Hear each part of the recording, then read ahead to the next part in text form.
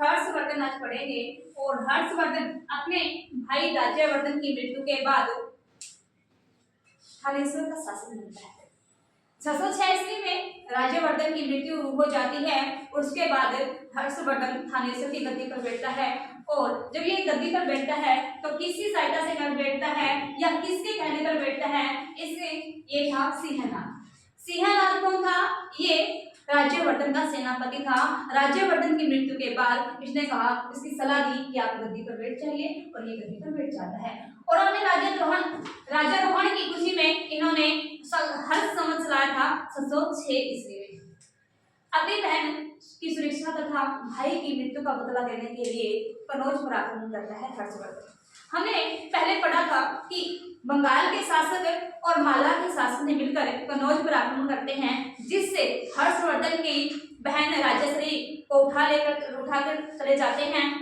इसका पता जब राज्यवर्धन को पता चलता है तो राज्यवर्धन उनका पीछा करता है, जिससे देवगुप्त जो कि मालवा का शासक था उसकी हत्या राज्यवर्धन कर देता है। लेकिन संसार के द्वारा राज्यवर्धन की हत्या की जाती है।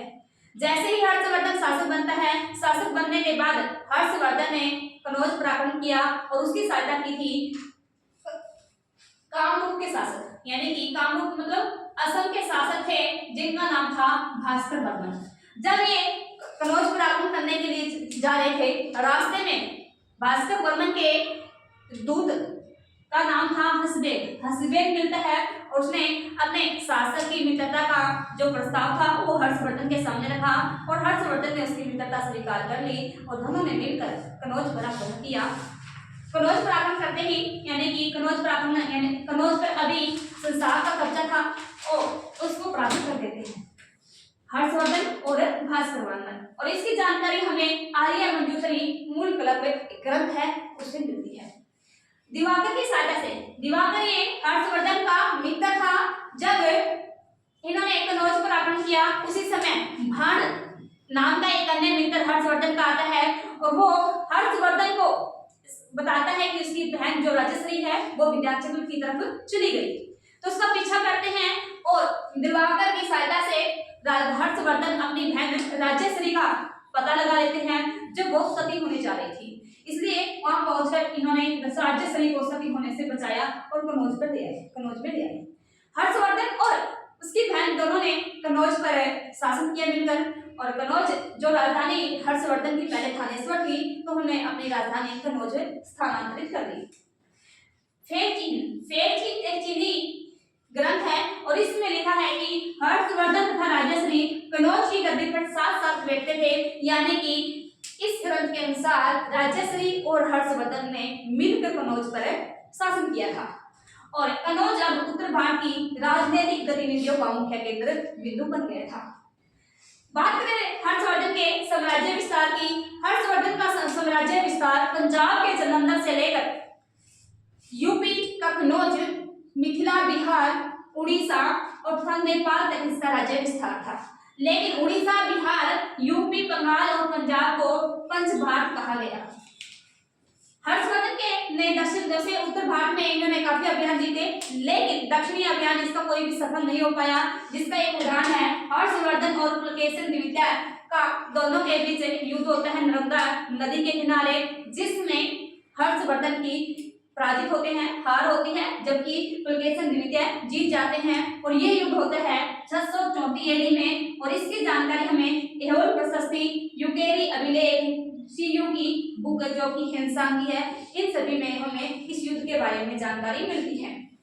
हर्षवर्धन ने ध्रुवसेन द्वितीय को पराजित किया था और ये ध्रुवसेन द्वितीय बल्बी शासक था, बल्बी का शासक था ध्रुवसेन द्वितीय। इसको पराजित किया और ध्रुवसेन भागकर जयभट्ट और भट्ट द्वितीय जो कि बड़ौद के गुर्जर शासक थे वहां पर शरण लेते हैं। ध्यान रखना, ध्रुवसेन द्वितीय को ही ध्रुव भट्ट या दुर्बल भट्ट भी कहा जाता है। और इसमें हर्षवर्धन की सबसे ज्यादा सहायता की थी इसकी गज सेना ने, और हर्षवर्धन की जो गज सेना थी इसका नाम था द्रपसाद। मगध के शासक पूर्णवर्मन जो कि मौखरी वंश का था, इसने भी हर्षवर्धन की अधीनता स्वीकार की थी। इसलिए बहुत से चीनी ग्रंथों में हमें हर्षवर्धन को मगध राज कहा गया है। हर्षवर्धन के द्वारा जो अपने गद्दी पर बैठने की खुशी में हर्ष संवत चलाया था, इसका सर्वाधिक प्रचार नेपाल में हुआ था। हर्षवर्धन ने ओडु उड़ीसा, कोगाड़ा ये गंजाम जिला उड़ीसा और कनेऊ पर विजय प्राप्त की थी और इस विजय की खुशी में इन्होंने एक उपाधि प्रदान की थी सकलोतरा पथनार, जिसका अर्थ था उत्तर भारत का स्वामी। और ये गंजाम जिले के अंदर कोगोड़ा है, कोगोड़ा में जो हर्षवर्धन की कह सकते अभियान था, ये अंतिम अभियान था, हर्षवर्धन का अंतिम अभियान था।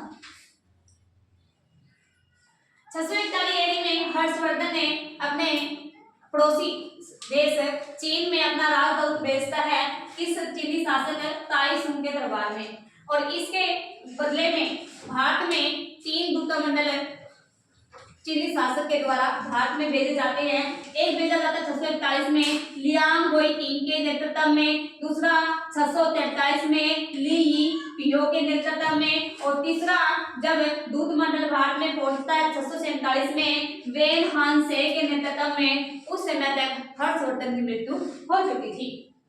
बात करें हर्षवर्धन के यानी कि इसका धर्म सेव और सूर्य का उपासक था। जैसे कि इसका पिता और उसके बड़े भाई का जो धर्म था, ये सेव की उपासना करते थे, इसके साथ सूर्य की उपासना करते थे, जिसका उल्लेख हमें कल्हड़ की राजतरंगी में मिलता है। लेकिन हेल सांग से मिलने के बाद इन्होंने अपना धर्म परिवर्तन कर लिया था और ये बौद्ध धर्म के अनुयायी हो गए थे। बौद्ध धर्म में भी महायान शाखा से ये संबंधित थे। और इस समय मुख्य केंद्र बिंदु, धर्म का प्रमुख केंद्र बिंदु नालंदा विश्वविद्यालय था, और नालंदा विश्वविद्यालय महायान शाखा से संबंधित था।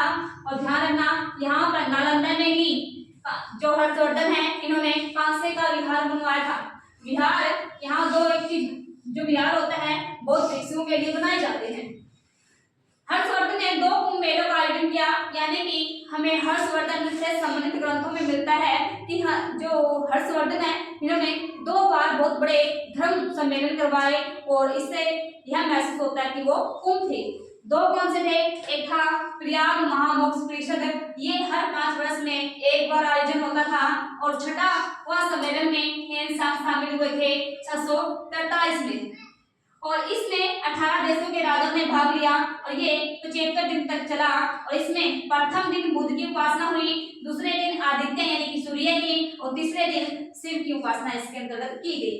सेकंड थी कनौज धर्म सम्मेलन, और कनौज धर्म सम्मेलन में अन्य धर्मों से बौद्ध धर्म की श्रेष्ठता सिद्ध करने के लिए हर्षवर्धन के द्वारा इस सम्मेलन का आयोजन करवाया गया था, और इसमें सारे धर्मों से श्रेष्ठता सिद्ध की गई थी महायान शाखा की, जो कि बौद्ध धर्म की एक शाखा थी, क्योंकि जो बौद्ध धर्म है ये महायान और हीनयान 2 शाखाओं में विभाजित था, और ये महायान शाखा की श्रेष्ठता यहाँ पर सिद्ध की थी, ध्यान रखना। और हर्षवर्धन को इस समय 2 उपाधियां दी गई थी, एक महायान देव और दूसरा मोक्ष देव।